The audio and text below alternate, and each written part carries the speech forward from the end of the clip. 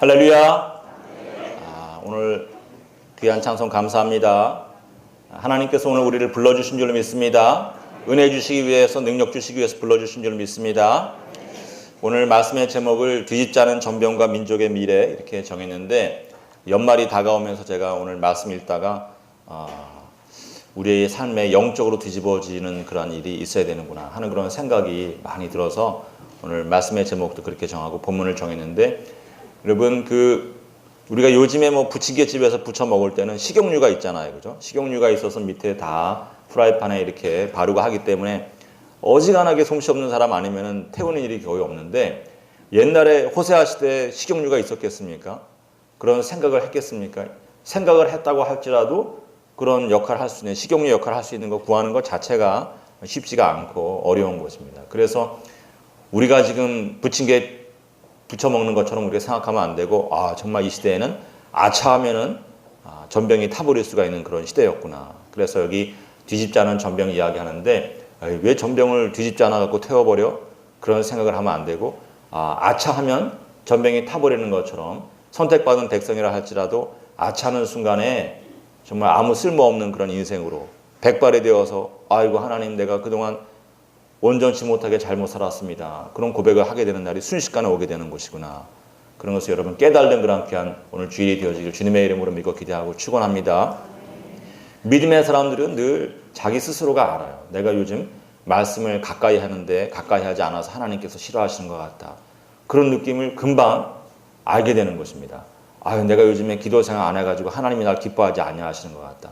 그런 생각을 남들은 뭐라 그러지 않아요. 남들이 알지도 못하고 뭐라고 그러지도 않지만 자기 자신이 아는 것입니다. 목사인 저는 그런데 예민해요. 하나님이 요즘에 나 기뻐하지 아니하시는 것 같다. 그런 생각을 자주 갖게 됩니다. 여러분 모두 영적으로 깨어 있어서 잘 뒤집어져야 될 때 뒤집어지는 그런 전병이 되어서 끝까지 쓸모있게 하나님 보시기에 아름답고 사람들이 늘 귀하게 여기는 그런 전병이 되시기를 주님의 이름으로 믿고 기대하고 축원합니다. 항상 말씀을 가까이 하고, 연말이 되면서 이제 말씀을 가까이 하면서 새해를 준비하고, 또 기도 생활을 다시 회복하고, 또 주일을 귀하게 여기는 그런 귀한 성도들이 되시기를 믿고 기대하는 것입니다. 여러분, 사람은 다 한번 편한 것으로 나아가기 시작하면은 그냥 그곳에 머물고자 하는 그런 마음들이 있어요. 옛날에 엔트로피의 법칙이라고 하는 그런 책이, 그런 것이 막 인구에 회자되면서 한 30년쯤 전에 엔트로피에 관한 책도 많이 나오고 그랬는데, 뭐냐 하면은 에너지를 계속해서 가해주지 않으면은 무질서로 나가게 되고 다 혼돈으로 나가게 된다. 질서를 유지하기 위해서는, 깨끗한 것을 깨끗하게 유지하기 위해서는 항상 에너지를 계속 공급해 줘야 된다. 그런 것이 엔트로피의 법칙이라고 물리학 전공하신 분이 그렇게 쉽게 얘기해 주시더라고요. 집안 청소 안 하고 있으면은 특별히 어지럽힌 것도 아닌데 먼지가 쌓이는 것처럼 우리가 늘 깨끗하게 하고 또 바르게 하려는 그런 노력을 하지 않으면 무질서로 나가게 되어 있다. 여러분, 자연세계만, 물질세계만 그런 것이 아니라 영적으로도 마찬가지인 것입니다. 우리가 늘 말씀으로, 기도로 늘 하나님 앞에 바로 서고자 하는 그런 노력을 하지 않으면 우리는 세상 가운데로 자꾸 나가게 되어 있어요. 편한 것을 찾아서 육신의 정욕을 쫓아서 세상의 안목과 이목을 쫓아서 계속해서 어둠의 세계로 가까이 나아가게 되어 있는 것입니다. 그러니까 항상 자꾸 움직여야 돼요. 영적으로 늘 움직여야 되는 것입니다. 여러분, 그 병원에 가면 고령화 시대라 이제 어르신들이 많이 병원에 계신데, 병원에 가면은 어르신들이 욕창으로 어려움을 많이 겪으세요. 욕창이 왜 생깁니까? 욕창은 움직이지 않고 계속 누워있어 생기는 병입니다. 움직이지 않고 누워있기 때문에 계속 압박이 가하잖아요. 그죠? 압박이 가하고 무게가 계속 눌리니까 혈관에 혈액이 잘 흐르지 않는 거예요. 혈액이 흐르지 않으면서 세포가 죽고, 그 죽은 세포들이 이제 나중에 괴사 상태로 이렇게 발현이 되면은 그것을 이제 우리가 욕창이라고 부르는 것입니다. 의학도들은 욕창이라는 말 대신에 압박 괴사다 이런 말을 해요. 움직이지 않고 가만히 있어 생기는 병이 욕창인 것인데, 여러분, 영적으로 우리가 항상 깨어서 움직이지 아니하면은 영적인 욕창들이 생기는 것을 우리가 깨달아야 되는 것입니다. 아멘. 우리가 하나님께서 너 말씀의 피가 흐르지 아니한다. 네 삶 가운데 말씀을 멀리하고 기도를 게을리하여서 예수 그리스도의 보혈이 흐르지 아니한다. 네 혈관 속에 예수 그리스도의 보혈이 흐르지 않는다. 말씀을 주시는데 그때 많이 움직이지 않아도 돼요. 처음부터 욕심을 내서 많이 움직이는 것이 아니라 아유 그러면 도라눕기라도 해야겠다. 한 장이라도 읽어야겠다. 잠깐 성경 표복이라도 해야겠다. 기도하는 신용이라도 해야겠다. 기도 방석이라도 집안에 좀 갖다 놔야겠다. 그런 생각을 하고 실천하면은 욕창을 견딜 수가 있지만 엄청난 계획을 세우고서 아유 그거 지금은 좀 바쁘니까 좀 시간에 한 가지만 해야겠다. 그리고서 움직이지 아니하면 영적으로 움직이지 아니하면 반드시 영적인 욕창이 생겨지는 것입니다. 영적인 욕창이 뭐냐? 기도하지 않아 생기는 병들이 있어요. 말씀 가까이 하지 않아 생기는 병들이 있는 것입니다. 세상 가운데로 가까이 가면 생기는 어려움들이 있는 것입니다. 세상을 가까이 하면 첫 번째로 지갑이 벼요. 예? 연말에 여러분 교회를 가까이 하면 지갑 비울 일이 없는데 세상을 가까이 하면 송년회 불려다니면서 회비 내고 술 마시고 2차 가고 3차 가면서 전부 지갑이 비는 것입니다. 빈곤이 찾아오는 거예요. 교인들은 한 번도 그런 경험 없기 때문에 전혀 감흥이 없는데 세상살이 많이 하신 분들은 아는 거예요. 아, 교회를 가까이 해야지 세상 가까이 하면 지갑 빌 일만 있구나. 누가 한번 사주면 자기도 사줘야 되지 않습니까? 그리고 제가 항상 이야기하는 술과 음란함과 폭력은 삼위일체예요.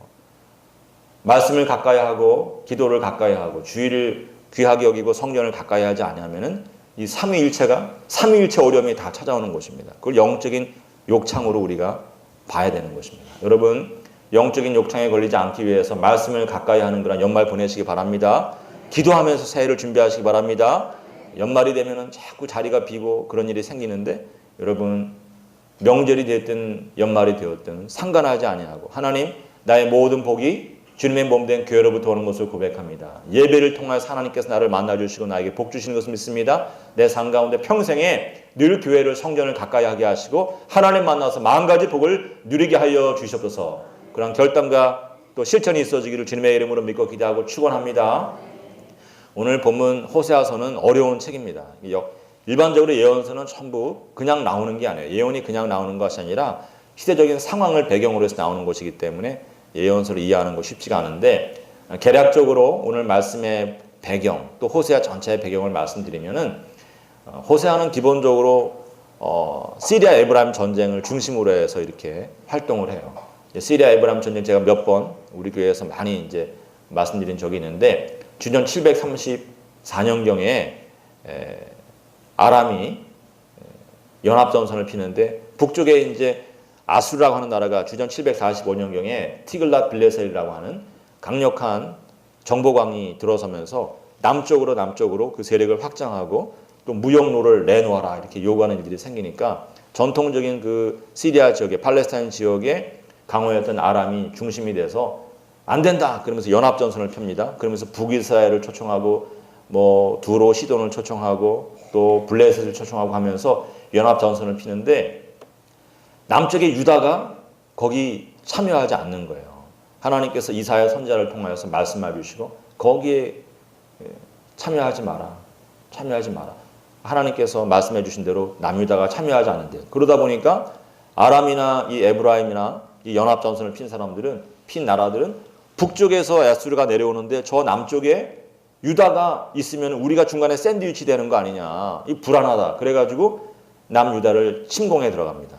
시리아 에브라임 전쟁이라고 하는데 시리아와 에브라임이 손을 잡고 남유다를 쳤다. 그래서 이스라엘 역사에 나오는 6.25 전쟁 같은 전쟁이 일어나는데 그 싸움의 결과로 북이스라엘이 패망합니다.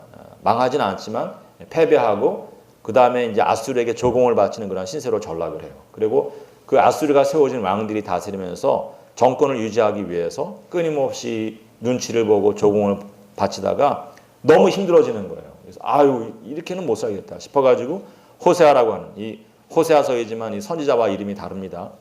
이 발음이 비슷하지만 그 호세아 왕이 등장해서 애굽에게 손을 벌리고 애굽의 도움으로 반역을 꾀해요. 반역을 꾀한 결과 어떻게 되느냐? 우리가 알다시피 주전 722년경에 망해버리고 마는 것입니다. 그래서 한 12, 13년간을 중심으로 해서 이스라엘에 엄청나게 많은 일들이 벌어지는데 호세아는 그런 역사적인 배경을 가지고 예언 활동을 하고 오늘 말씀도 딱 그런 상황을 가지고서 이야기하는 것입니다. 그래서 오늘 말씀에 보면 에브라임이 여러 민족 가운데 혼합되니 하는 그런 말이 있는데 이것이 이제 북이스라엘 말하는 것입니다. 에브라임이라고 지칭되는 북이스라엘이 시리아와 연합하고 두로시돈과 연합하고 블레셋과 연합하고 그러다가 망한 다음에는 또 아수르, 자기들이 싸움의 대상이었던 아수르의 눈치를 보다가 나중에는 또 아수르를 배반하고 애굽에 손을 벌리고 나아갔다가 망해버리는, 그러니 늘 여러 민족들 가운데 혼합되는 그런 이야기 하는데, 이 혼합된다는 말이 특별한 뉘앙스를 갖고 있어요.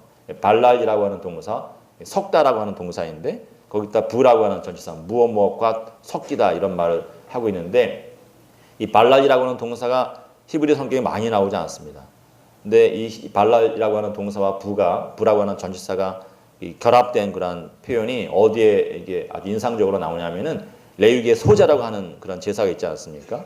소제에 보면은 이 곡식 가루를 곱게 빻은 다음에 밀가루와 섞는 이야기를 하는데, 그렇게 드리는 제사가 소제인데, 그렇게 밀가루와 곱게 빻은 밀가루와 또 기름을 섞는다라고 하는 표현할 때 발랄이라고 하는 동사, 부라고 하는 전치사를 사용해요. 그래서 이렇게 정말 이렇게 잘 혼합하듯이 그렇게 에브라임, 북이스라엘이 여러 민족들과 섞였다. 근데 여러분, 이것은 그냥 북이스라엘 땅에 여러 민족들이 와서 살았다 하는 그런 뜻이 아니에요. 거리에 나가보니까 이방 민족들이 북이스라엘 땅에 막 왔다 갔다 하더라, 그런 정도의 의미가 아니라 성적인 이야기를 사실 하는 것입니다. 깊이 섞인 그런 이야기. 그래서 오늘 말씀에도 보면 10절에 이스라엘의 교만이 그 얼굴에 나타났다 하는 그런 이야기가 있는데, 이 똑같은 그런 이야기 표현들이 앞에 나오는 5장 5절에서부터 7절까지 나오는데, 거기에 보면은 거기에 5장 5절에도 이스라엘의 교만이 그 얼굴에 드러났다 하는 그런 이야기가 나오다가 7절에 가면은 무슨 이야기가 나오느냐, 그들이 여호와께 정조를 지키지 아니하고 사생아를 낳았으니 하는 그런 이야기를 하는 것입니다. 그러므로 세 달이 그들과 그 기업을 함께 삼키리로다. 이방인의 풍속에 와서 그 땅의 모든 것을 삼켜버리는 그런 이야기를 하는 것입니다. 여러분, 외국 군대가 들어와서 가만히 점잖게 전쟁만 하고 가는 것이 아니에요. 외국 군대가 들어와서 여자들을 요구합니다. 그래서 사생아가 나오는 거예요. 얼굴에 교만이 드러났다 하는 것이 무슨 뜻이냐? 하나님 의지하지 아니하더니 지 생각과 지 계획대로 지 소견에 오른 대로 하더니 결국은 혼혈아들이 득실거리는 그런 나라가 되었다 하는 그런 이야기를 하는 것입니다. 여러분, 이런 배경을 가지고 하나님께서 이제 뒤집자는 전병 이야기 하는데, 그렇게 외국의 군사들이 들어와 있음으로 인하여서 국력이 다 빠져나가는 것입니다. 외국 병사들 먹여 살려야 되잖아요. 예? 군량미 대줘야 됩니다. 도와주러 왔기 때문에, 연합했기 때문에 군량미 대주고, 그러면서 심지어 자기 딸들도 갖다 바치고, 그러면서 점점점 힘이 빠져나가고 백성들의 삶 가운데 울음이 기숙하고 하는 그런 일이 생기는데도 이들이 깨달지 못한다. 언제까지 깨달지 못하느냐? 백발이 무성해질 때까지, 죽기 일보 직전까지도 깨달지 못한다 하는 그런 이야기를 하고, 깨닫지 못함으로 인하여서 뒤집지 않은 전병처럼 하나님께서 선지자를 통해서 말씀해 주시고 여러 경로로 말씀해 주시지만 깨닫지 못하다가 한순간에 다 타버리고 버림받는 그런 전병과도 같이 되어버렸다. 북이스라엘이 그렇다 하는 그런 이야기를 하시는 것입니다. 택함을 받은 백성이지만 하나님께서 말씀해 주실 때 돌이키라고 말씀하고 최소한 뒤집어 눕는 신용이라도 해라 이렇게 말씀하시지만 그런 시도조차도 하지 않음으로 인하여서 한순간에 백발이 되고 뒤집지 않은 전병처럼 타버려서 버림을 받는 그런 민족이 되었다. 그런 이야기를 하고 있는 것입니다. 여러분, 이미 말씀드렸지만 우리 인생 가운데도 하나님께서 늘 말씀해 주시는 때가 있어요. 돌이켜라. 크게 무슨 기도원에 가고 그런 것까지는 아니더라도 최소한으로 너희가 돌이켜야 되는 그런 삶의 부분들이, 영역들이 항상 있는 것이다. 말씀을 가까이 하고 성경책 늘 교회 올 때만 들고 오는 그런 책이 되면은 그것이 무슨 능력이 있는 책이 되겠느냐. 하나님의 말씀을 항상 가까이 하고, 기도도 어려움 당할 때 기도하는 게 아니다. 기도는 어려움 당하기 전에 해야지 능력이 나타나는 것이다. 항상 기도를 가까이 해서 기도의 상자를, 기도의 저축 예금을 많이 적립하는 그런 인생을 살아야지 어려움을 당했을 때 능히 극복할 수 있는 것이다. 항상 우리에게 말씀해 주시는데 우리가 그럴 때 반응하지 아니하여서 영적인 욕창이 가득한 그런 인생을 살고 뒤집지 않은 전병처럼 버려지는 그런 인생을 살게 되는 것입니다. 여러분, 깨달으시기 바랍니다. 우리가 이제 내가 이거 빨리 돌이키지 아니하면 안 되겠구나. 올해 내가 좀 잘못 산 것 같다. 영적으로나 모든 면에서 잘못 산 것 같다. 새로워져야겠다. 그런 생각들을 우리 성도들이 보통 언제 하느냐 하면 성도들만이 아니라 모든 사람들이 새해가 될 때 생각하는 거예요. 네, 여러분, 새해가 되어서 새해 계획을 세우고 실천하려고 하면 100%다 실패할 수밖에 없어요. 사람이 한순간에 변하지 않습니다. 한순간에 그 모든 습성과 습관이 변하는 게 아니에요. 변하지 않기 때문에 정말 자기가 내년에는 뭔가 좋은 일을 이루어야겠다. 내년에는 영적으로 새로워지고 내 삶이 변화되어야겠다. 그렇게 생각하면은 이제 올해 한 5주 정도 남았는데 지금 시작하셔야 되는 거예요. 지금 시작하고 새해 계획을 오늘 당장 집에 가서 새해 계획을 세우시고 오늘 당장 내일부터 이렇게 실천하기 시작해야지만 내년에 여러분이 원하는, 내년에 여러분이 소원하는 그런 삶을 살 수 있는 것입니다. 여러분 깨달으시기 바랍니다. 새벽기도 하고 싶다고 그냥 할 수 있느냐? 할 수가 없어요. 저녁을 잘 보내야지만 저녁 시간을 보내는 그 자기의 삶의 패턴을 바꾸지 않으면 새벽기도 영원히 못해요. 하루 이틀은 나올 수 있지만 금방 피곤해서 못 나오는 것입니다. 저녁 시간을 바꿔야지 새벽에 나올 수 있게 되는 것처럼 연말에 이미 새해 계획을 세우고 그 계획을 실천하기 시작해야지만 새해가 되어서 자기가 세운 계획대로 하나하나 이뤄갈 수 있는 것입니다. 습성을 바꾸지 않으면 안 되는 것입니다. 여러분 오늘 당장 새해 계획을 세우시고 영적인 계획들을 세우시기를 주님의 이름으로 믿고 기도하고 축원합니다. 저도 개인적으로 세우는 계획이 있어요. 최근 몇 주간에 하나님께서 계속 책망하시는 그런 내용들이 있는데 무슨 제가 이제 마음에 부담감이 있기 때문에 하나님께서 그런 음성을 들려주시는 것 같아요. 너 목사의 기본이 안 됐다. 기본이. 예? 목사의 기본이 뭐냐. 사람마다 목사님마다 다르겠지만 제가 신학교 들어가서 신학교 1학년 때 구약 주석 방법론이라는 그런 수업을 들었는데 이제 어떻게 주석을 하는가, 성경을 어떻게 해석하는가 그런 것을 배우는 그런 수업입니다. 그때 에스겔 34장 한 장을 놓고서 한 학기 내내 읽었어요. 내내 공부했는데 그때 이제 교수님과 학생들이 같이 공감을 하고 깨달았던 것이 뭐냐면은 목자가 된다는 것은 뭐냐. 늘 양떼를 찾아가는 것이다. 찾아가서 안부를 묻는 것이다. 다라시하고 비케시하는 것이다. 그것이 이제 그 한 학기 동안 공부한 내용이 있는데 요즘에는 뭐 가정신방은 안 되지만 저는 그때 이후로 내가 목사가 되고 이제 목회자가 되기 위해서 신학교 왔는데 내가 사역을 하게 되면 항상 교인들 안부를 늘 확인하고 기도하는 그런 목사가 되겠다. 그런 생각을 하고 제가 종합교회에서 3년 반 전도사 생활하면서 또 유학 가서 이민교회에서 이렇게 사역을 하고 또 명성교회에서 한 6년 사역하면서 제 나름대로는 제가 그 신학교에서 배운 대로 열심히 했다고 자부심이 있었어요. 정말 상상하지 못할 정도로 전화도 많이 하고 전화 많이 하면 또 아이들이 와서 기도 요청을 하고 교인들이 와서 기도 요청을 하고 나름대로는 제가 그런 대로 괜찮은 교역자다 그런 자부심이 있었는데 제가 우리 교회 와서 2년 이제 지나는데 자부심이 다 무너졌어요. 정말 너무나도 저에게 실망을 하고 그런 일들이 이게 정말 그 담임 목사가 되니까 사역이 전혀 다른 차원의 사역이 있는 거예요. 늘 설교를 준비해야 되고 여러분은 볼 때 제가 그냥 와가지고 막 이런저런 소리 막 주절주절거리다 나가는 것 같겠지만 사실은 이게 다 계획된 원고에 의해서 계획된 것입니다. 늘 어떤 분들은 설교 준비 얼마나 하냐 그러는데 하루 종일하고 일주일 내내 해요. 내내 하는 것입니다. 정말 그리고 또 교회에 되어지는 모든 행정적인 일들 다 계획하고 또 지시를 해야지 되는 것이기 때문에 부목사님들이 다 훌륭하신 분들이지만 자기가 마음대로 일할 수 없잖아요. 그죠?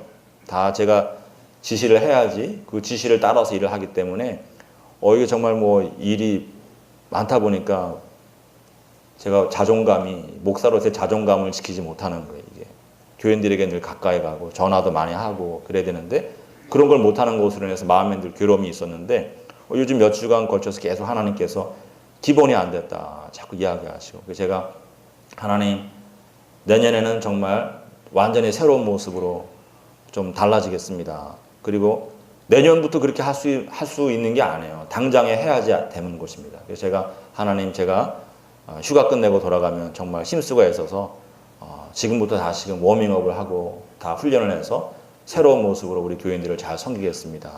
제가 결심을 하고 제 결심이 이루어질 수 있도록 여러분 기도해 주시기 바랍니다.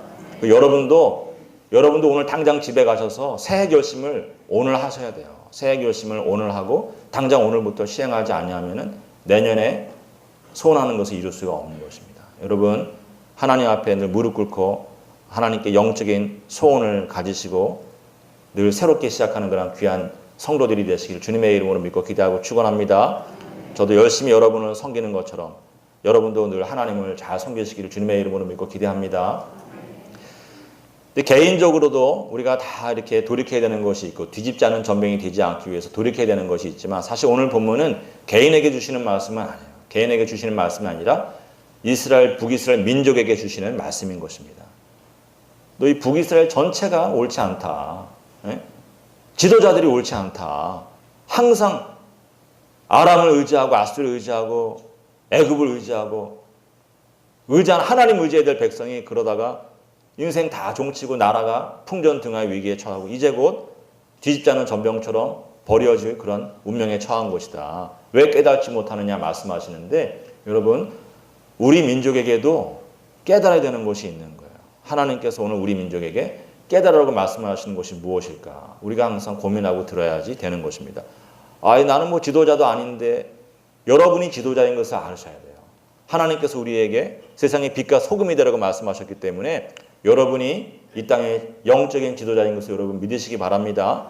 우리가 변해야지 세상이 변하는 거예요. 세상이 세상을 변화시키지 못합니다. 하나님의 교회가 세상을 변화시키는 것을 믿으시고 여러분에게 주인공이 되신 것을 여러분 믿고 고백하시고 또 주인공의 삶을 사시기를 믿고 기대합니다. 제 눈에 보이는 것은 뭐냐 하면 우리가 뭐 하루아침 어제 오늘의 일은 아니지만 작년부터 시작해서 요즘에 이르기까지 계속해서 제 눈에 보이는 것이 뭐냐 하면 이 사회, 우리가 살고 있는 사회에 사람을 세워주는 일에는 관심이 없고 자기보다 좀 앞서가는 사람 또 잘하는 사람 세워주고 하는 것이 아니라 무너뜨리는 일에 너무 헌신하고 있구나. 헌신은 그런데 하는 것이 아닌데 헌신하는 분들이 많아요. 헌신하는 분들이 많습니다. 서로 위해주고 격려하고 세워줘야 되는데 그 일을 못하는 거예요. 우리 사회에 영웅이 없습니다. 미국에 가면은 없는 영웅도 만들어가요. 유럽에 가면 없는 영웅도 만듭니다. 왜? 보여주는 거예요. 다. 야 이렇게 살아야 되는 거 아니야? 그러면서 자꾸 보여주기 위해서 영웅을 만들고 잘하는 사람을 자꾸 지켜 세워주는데 우리는 그렇지 않아요. 왜 그렇지 않을까? 제가 요즘에 아주 재미있는 기사를 읽었는데 최근에 언젠지 북한의 JSA를 넘어온 병사가 있지 않습니까? 그 병사 고치는 과정에 갑자기 기생충 문제가 등장해가지고 요즘 시끄럽잖아요. 어느 정치인이 의사가 그런 거 왜 밝히냐? 북한 병사 배에 기생충이 있든 말든 그런 거 왜 밝히냐? 그래가지고 막 시끌시끌하고 그랬는데 갑자기 기생충이 우리 사회 이슈가 된 거예요. 근데 그 기생충을 놓고서 서울대 의대 신희영 교수라고 아주 의학계 권위자라고 하는데 그분이 재미있는 가설을 오래전부터 세우고 있었는데 그 내용이 뭐냐면은 남한에 기생충이 없어졌는데 기생충이 없어진 다음에 무슨 병이 생겼는가? 아토피가 생겼다는 거예요. 이 땅에 기생충이 있어서 우리가 구충제 약 먹고 그러던 시절에는 아토피라는 병이 없었는데 기생충이 없어진 다음에 아토피라고 하는 병이 생겼다. 그래서 무슨 이야기를 하냐면은 우리 몸에 이제 면역 시스템이 있지 않습니까? 면역 시스템은 우리 몸에 들어오는 적군, 우리 몸을 해롭게 하는 것들과 싸워서 지켜주는 것이 이제 면역 시스템인데 기생충이 몸 안에 있을 때 면역 시스템이 늘 기생충과 싸우면서 우리 몸을 보호해주는데 기생충이 사라져버리니까 적군이 사라지니까 이 면역 시스템이 총구를 어디다 향하느냐? 자기 몸에다가 향한다는 거예요. 그것이 아토피다. 깨끗하게 되어지니까 깨끗한 것으로 인하여서 면역 시스템이 착각을 하고서 그냥 우리 몸을 공격한다. 그게 아토피로 나오는 것이다. 그런 이야기를 합니다. 가설이에요, 가설. 우리나라 의학계 권위자라고 하는 분이 세운 가설인데 저는 그 말이 이게 의학적으로는 맞는지 틀린지는 모르겠지만 사회학적으로는 맞는 것이 아닌가 그런 생각을 해요. 영적으로 맞는 것이 아닌가 그런 생각을 하는 것입니다. 우리가 착각을 하는 거예요. 항상 몸이 깨끗하면 얼마나 깨끗하겠어요? 사람이 깨끗하면 얼마나 깨끗하겠습니까? 그런데 착각을 하는 거예요. 나는 깨끗하다. 나는 깨끗하다. 할 때 그런 마음이 있으면은 사람이 사람을 볼 때 다른 사람을 더럽게 보는 마음이 생기는 것입니다. 나는 깨끗한데 쟤는 더럽네. 나는 열심히 살았는데 쟤는 열심히 살지 않고 막 누리네. 그런 마음이 생기는 거예요. 그래서 같은 민족, 같은 동포, 좁은 땅덩이에 살면서도 서로 세워주기보다는 서로 싸우고 헐뜯고 다투고 무너뜨리는 그런 일들을 하게 되는 것입니다. 여러분, 우리가 돌이켜야 될 줄 믿습니다. 목사님, 사실과 다른 이야기입니다. 우리 사회는 그런 사회가 아닙니다. 그렇게 이야기하실 분이 얼마나 있겠습니까? 다 공감하는 이야기인 것입니다. 그렇지 않습니까? 우리가 세워주는 일을 못하고 자꾸 무너뜨리는 일을 잘하는 거예요. 스스로 깨끗하다고 생각해서 무너뜨리는 일을 많이 하는 것입니다. 여러분, 제가 오늘 예배의 부름에서도 말씀을 읽었지만 빌립보서 2장 말씀을 읽었는데 예수 그리스도의 마음을 품어야 될 줄을 믿습니다. 예수님께서 바울이 뭐라고 얘기하느냐? 항상 자기보다 남을 낫게 여기는 마음을 여겨야 된다. 예수님께서 그 본을 보여주신 것이 아니냐. 사람이 깨끗하면 얼마나 깨끗하고 사람이 잘났으면 얼마나 잘났느냐. 네가 모든 거 다 잘하냐? 그리고 너는 오늘 잘한다고 내일도 잘할 것 같냐? 네가 오늘 신앙생활 잘한다고 내일도 잘할 것 같냐? 항상 겸손해야지. 항상 겸손해야지. 교만하면 안 된다. 그런 것을 가르쳐 주는데 요즘 우리 사회에 계속 우리의 귓전을 울리는 피곤하게 하는 말들이 무슨 말이냐? 적폐라는 말을 하고 적폐청산이라는 말을 하는데 저는 물론 이제 바로잡는 그런 일들을 자체를 반대하는 것은 아니지만 그런 말을 하는 것 자체가 교만한 말이다. 그런 생각을 하는 거예요. 여러분, 한강물에 들어가면은 거기에 들어가 있는 고기들이 전부 더러우면 다 더럽고 깨끗하면 다 깨끗한 것이지 얼마나 대단한 차이가 있겠습니까? 다 우리가 이 좁은 땅덩어리에서 같이 서로 관계를 맺으며 살았는데 깨끗한 사람은 얼마나 깨끗하고 더러운 사람은 얼마나 더럽겠습니까? 우리가 다 더러운 거예요. 적폐를 이야기해야 되는 사회에 살고 있는 사람들은 전부가 다 더러운 사회인 것입니다. 더러운 사람인 것입니다. 항상 겸손해야 돼요. 겸손해야 되는 것입니다. 제가 평생의 원칙이 있는데 특히 나이 들어가면서 자꾸 생각하고 다짐하는 원칙이 있는데 원칙이 뭐냐? 오늘 말씀드린 것처럼 예배 부름 때 읽은 것처럼 다른 사람을 나보다 낫게 여기자 하는 것입니다. 제가 사역하면서 부교육자일 때도 그렇고 지금도 그렇지만 모든 사람이 다 잘하지 않습니다. 그리고 아무리 잘하는 사람이라 할지라도 흠을 찾으려고 그러면 반드시 흠이 있어요. 그러나 말하지 않습니다. 왜 말하지 않느냐? 제가 부끄러운 게 많기 때문에 말하지 않는 거예요. 내가 허물이 많기 때문에 말하지 않는 것입니다. 사람이 깨끗하다고 생각하면 남의 이야기를 합니다. 그러나 자기가 부끄러우면 남의 이야기 하지 않아요. 내가 가장 부끄러운 사람인데 남 얘기를 내가 어떻게 하나. 남 얘기했다가 괜히 되려주고 말로 받는 그런 일만 당하지. 내가 겸손해야지. 내가 제일 부끄럽고 내가 제일 허물이 많은데. 그런 생각 때문에 이야기하지 않습니다. 그때 이야기하지 않고 있으면 또 잘 돼요. 사람들은 다 나보다 나은 사람들이기 때문에 나중에 잘 되는 것인데 우리 사회에 그게 없어요. 전부 깨끗한 척하는 것입니다. 전부 잘하는 척하는 거예요. 자기가 제일 열심히 산 척하는 것입니다. 그래서 남들 얘기하는 것입니다. 자꾸. 누구 끌어내리고 누구 무너뜨리고 하는 그런 이야기 하는데 우리 사회에 그런 일이 사라져야 될 줄 믿습니다. 교회에서 예수 그리스도를 아는 사람들이 그런 일이 앞장서야 될 줄 믿습니다. 이 땅의 미래가 우리 호산나 교회 성도들에게 있는 줄 믿습니다. 제가 한 가지 좀 반가운 소식을 기쁜 소식을 나누고자 하는데 지난주에 우리 당회에서 우리 장로님들이 무슨 결정을 이렇게 해주셨냐 하면은 제가 이제 가끔가다 이제 제 마음의 소원을 목회적인 소원을 비전을 얘기한 적이 있는데 내년에 우리 중고등부 아이들 일본에 보내기로 했습니다. 우리 장로님들께 한번 박수 쳐주시기 바랍니다. 너무나 저는 감사한 거예요. 정말 우리 장로님들께 감사한 일이 많지만 정말 제일 감사한 게 그 결정을 해주신 게 너무너무 감사한 거예요. 여러분, 목사가 비전을 얘기해도 장로님들이 허락해 주시지 않으면 그냥 아쉬운 꿈이 되는 거예요. 정말 우리 장로님들이 쉽지 않은 결정인데 이렇게 흔쾌하게 해주셔서 너무나 감사하고 우리 교회 잘 될 줄 믿습니다. 근데 제가 내년에 제일 먼저 일본에 보내고자 하는 것이 매년 보내지 않는데 번갈아 가면서 보내지만 일본에 보내고자 하는데 이유가 있어요. 제가 미국에서 공부할 때 일본 1년 선배가 있었는데 1년 선배 토무 사콘이라고 하는 정말 일본 최고의 신앙의 명문가의 아들입니다. 근데 나이는 저보다 어리지만 1년 선배인데 한 번은 식사하면서 제가 그런 얘기를 한 적이 있어요.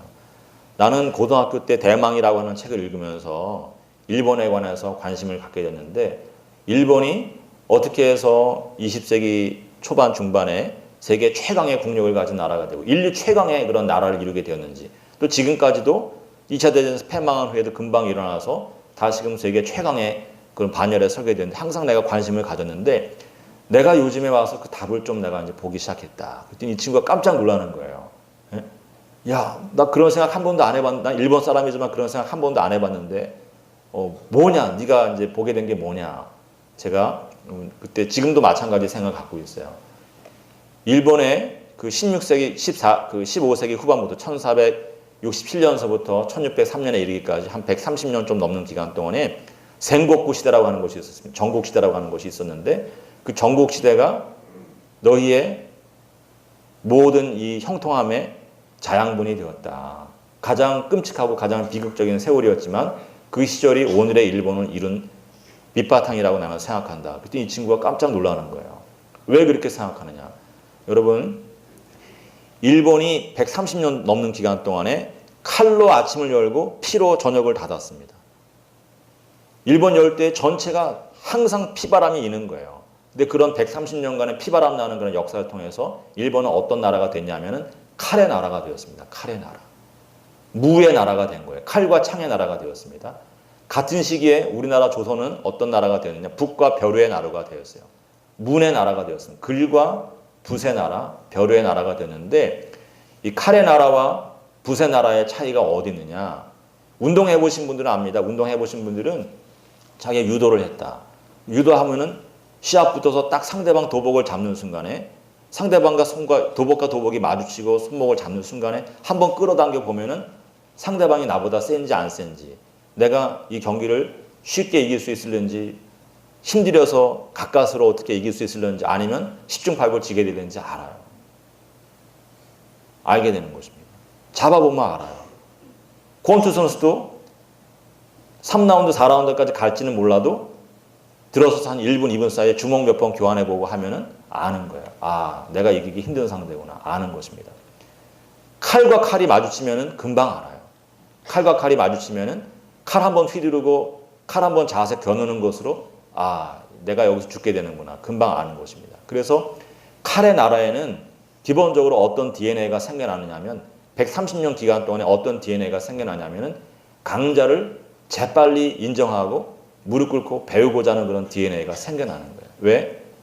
인정하지 않으면 죽으니까. 인정하지 않으면 죽게 되기 때문에 생겨나는 것입니다. 일본의 예절도 그런 것입니다. 여러분, 일본의 예절도 우리 예절보다 우리도 예절을 중시하지만 우리는 굉장히 인격적인 예절인데 일본의 예절은 하이 하이 얼굴 표정부터 나타나는 예절이지 않습니까? 왜 나타나느냐? 얼굴 표정부터 바뀌지 않으면 죽는 거예요. 진짜 그래요, 여러분. 얼굴 표정부터 바뀌지 않으면은 사무라이들 얼마나 무시무시합니까? 곧바로 일본도로 그냥 날려버리는 것입니다. 목이 그냥 날아가는 거예요. 어따 지금 그런 표정을 짓냐? 어따 그런 표정을 지으시나이까? 하면서 그냥 칼이 날아가는 거예요. 그래서 마음부터 완전히 순복하고 표정으로 그걸 드러내고 행동으로 인정해줘야지만 살아남을 수 있어요. 일본 사람들 DNA에 뭐가 있느냐?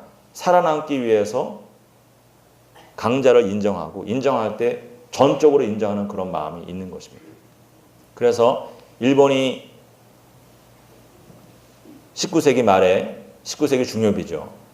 미국이 문호를 열라고 이야기하고 영국이 와서 문호를 열라고 이야기할 때 처음에는 대드는 거예요.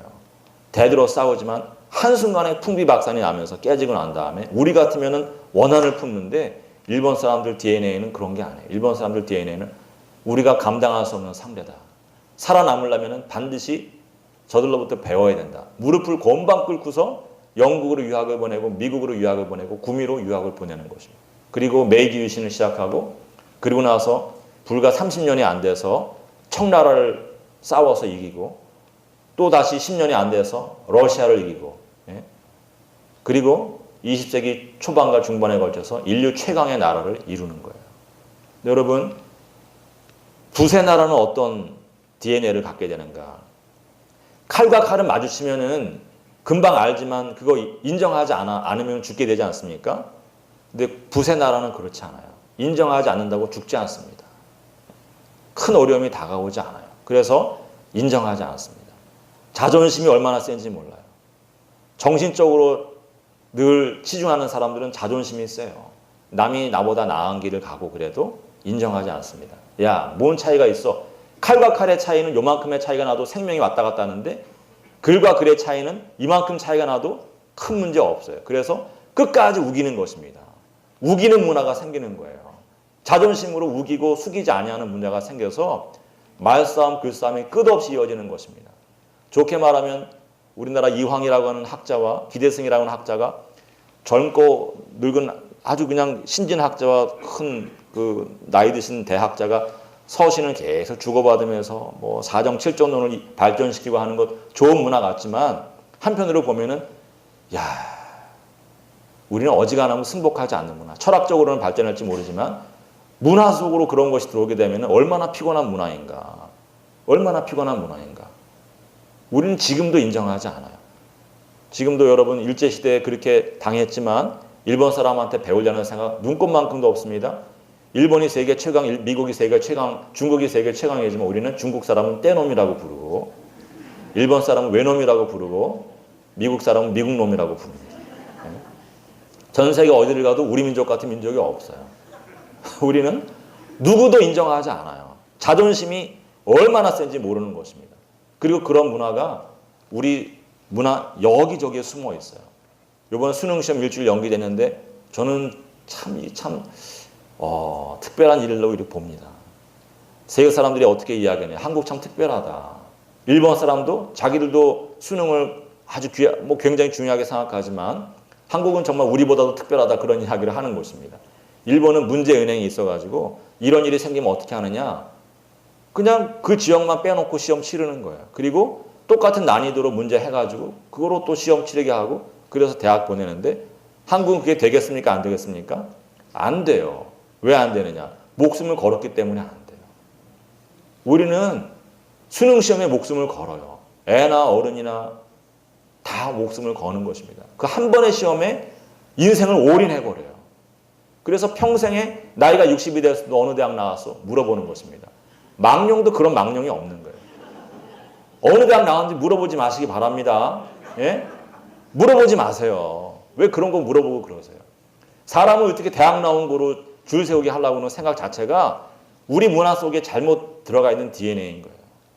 여러분, 사람이 흙덩어리인데 뭐 대단한 능력의 차이가 있다고 그런 거 가지고 자꾸 이야기합니까? 우리는 무엇을 물어야 되느냐? 당신 어느 교회 다녀? 물어야 되는 거예요. 그거 물어야 되는 거예요. 직분이 뭐야? 직분이 뭐야? 권사야? 믿음 생활 잘하나 보네. 아이고. 장로님이야? 어이구 장로님 죄송합니다. 목사님이세요? 아이고 이렇게 해야지.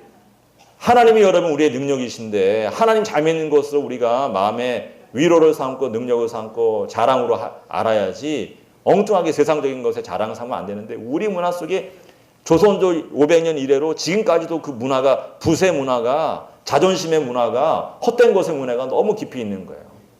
얼마 전에 우리 교인 중에 한 분이 상담을 하러 오셔서 무슨 얘기 하냐면 목사님 우리 아들이 체육고등학교에 가겠대요. 체육 특기생을 기르는 그런 고등학교 가겠대요.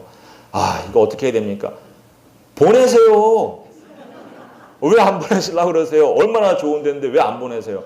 여러분 며칠 전에 신문기사가 났는데 버락 오바마 대통령의 딸이 하버드에 들어갔대요. 근데 그 하버드에 들어간 건 문제가 아니라 하버드에 들어간 버락 오바마의 정말 눈에 넣어도 아깝지 않은 그런 딸에게 남자친구가 생겼다. 그리고 사진이 2장이 나왔는데 밑에 사진은 버락 오바마 대통령이 자기 딸을 안고서 행복해갖고 노래 부르는 모습이 나오고 위에 사진에는 그 귀한 딸이 남자친구랑 뽀뽀하는 사진이 실린 거예요. 버락 오바마 지금 속에서 열불이 터지고 있다. 그러면서 그 남자친구를 소개하는데 그 남자친구가 영국에서 건너온 학생입니다. 영국에서 건너온 학생인데 영국 최고의 학교를 나왔다. 그러면서 그 학교 이름을 가리키는데 럭비 스쿨입니다. 럭비 스쿨. 예. 근데 여러분 웃을 일이 아니라 실제로 그래요. 영국 최고의 학교라 그러면 이튼 스쿨 그런 데 이야기하는데 이튼 스쿨이 됐든 어느 학교가 됐든지 간에 귀족 학교는 우리는 기덕체를 얘기하지만 그쪽은 전부 유럽은 채덕지입니다. 채덕지예요. 기덕체가 아니라 채덕지입니다. 얼마나 스포츠에 능하냐, 얼마나 강건한 육체를 가지고 있느냐, 얼마나 용감하고 담대하냐, 그것으로 사람을 평가하지 얼마나 많이 배웠느냐, 어느 학교에 나왔냐, 그거를 얘기하지 않는 거예요. 제가 그 얘기 해드리면서 체육고등학교 가서 스포츠맨으로 성장하면 얼마나 좋습니까? 예? 호연지기를 기르고 어깨 딱 펴고 남자가 남자답게 왁왁왁 이렇게 얼마나 멋있습니까? 예? 너무나 좋은 거라고. 저도 아이들 그렇게 키우고 싶다고 좀 마음에 진짜 그런 생각이 있어요. 사람이 여러분 하나님의 능력이신데 너무 이렇게 문제 하나 더 맞췄다고 그것으로 자랑하면 안 되는 것입니다. 여러분 우리 민족이 고쳐야 될 것이 있어요. 너무 자존심을 키우는 그러한 문화로부터 벗어나야 될 줄 믿습니다. 항상 나보다 잘하는 사람 배우려고 그러고 인정해주고 배우려고 그러고 그래야 같이 성장해 가야 되고, 또 항상 아이들 가르칠 때 야, 너 나중에 네가 가는 곳마다 만민이 복을 받는 그런 인생이 돼야 된다. 너 하나 잘 되는 게 문제가 아니라 네가 가는 곳마다 수많은 사람들이 애굽의 백성들이 출애굽할 때 중당한 수많은 잡적이 따라 나선 것처럼 많은 사람들이 따라 나서는 그런 인생을 살아야 된다. 너로 인하여서 수많은 사람들이 살아나는 그런 인생을 살아야 된다. 항상 그렇게 가르치고 하나님 잘 믿는 인생으로 가르쳐주고 또 강건한 육체를 가지고 강건한 정신을 가지고 살아갈 수 있도록 그렇게 우리가 교육을 시켜야 되는데 우리는 반대로 가기 때문에 문제가 많은 것입니다. 여러분 항상 세워주는 인생 살기를 믿고 기대합니다. 남을 나보다 낫게 여기는 그런 인생 살기를 믿고 기대합니다. 우리 자녀들이 그렇게 자라날 줄 믿습니다. 일본에 보내는 이유가 그거예요. 저 나라는 미운 나라지만 그러나 배울 것이 많다. 저 나라를 극복하지 못하고서 어떻게 우리가 살아날 수 있겠는가. 중국도 굴기하고 있고 미국도 강력한 또 체제로 돌아서고 있고 러시아도 푸틴이라고 하는 끔찍한 그런 우리 입장에서 보면 끔찍한 지도자가 나타나서 다시금 부흥하고 있는데 발전하고 있는데 우리만 서로 싸우고 있으면 어떡하냐 대대체. 적폐를 이야기하면서 적폐하지 말자는 것이 아니라 옳지 않은 것을 그냥 내버려 두자는 것이 아니라 서로 편가르고 하는 그런 일을 하면 안 된다. 적일지라도 잘하는 사람은 세워주고 잘하는 사람 더 잘하도록 밀어주고 그러면서 같이 사는 그런 민족이 돼야지 서로 안으로 싸우면 어떡하냐. 기생충 없어지고 난 다음에 아토피 생기는 것처럼 항상 우리끼리 서로 긁으면서 그렇게 살면 어떡하느냐. 우리 교회가 우리 민족의 DNA를 바꾸는 그런 교회가 될 줄 믿습니다. 하나님께서 우리 교회 한국에서 가장 큰 교회는 아닐지 모르지만 가장 아름답고 가장 능력 있는 교회로 만들어주시면 믿고 기대합니다. 사람 한 사람이 바로 서면 나라가 서는 것입니다. 요셉 한 사람으로 인해서 애굽 온 땅이 살아나는 것처럼 우리 호산나 교회가 키워내는 한 사람의 인재가 이 땅을 변화시키는 것을 여러분 믿으시기 바랍니다. 우리 교회에서 한 사람이 아니라 수많은 인재들이 양육될 것을 믿고 기대하시기 바랍니다. 또 우리 자신이 모세는 80세에 부르심을 받았는데 늙었다고 생각하지 마시고 내 앞에 무슨 별다른 일이 있겠냐 생각하지 마시고 하나님 오늘도 주님께서 원하시면 나를 쓰실 수 있는 줄 믿습니다. 나를 사용하여 주시옵소서. 내가 변화되어지기 원합니다. 그런 기대를 가지시고 항상 기도하시고 항상 우리 교회는 서로서로 세워주고 서로서로 격려하고 서로서로 사랑하는 그런 교회가 될 줄 믿습니다. 이미 우리 그런 교회인 줄 믿습니다. 주일 성수 잘 하시는 것부터 시작하여서 우리가 정말 뒤집지 않은 전병이 되지 않아서 항상 우리가 주일 잘 지키고 말씀 가까이고 기도하고 찬양하면서 아름다운 교회 이뤄가고 하나님께서 귀하게 쓰시는 그러한 귀한 교회가 될 줄 믿고 기대하고 축원합니다.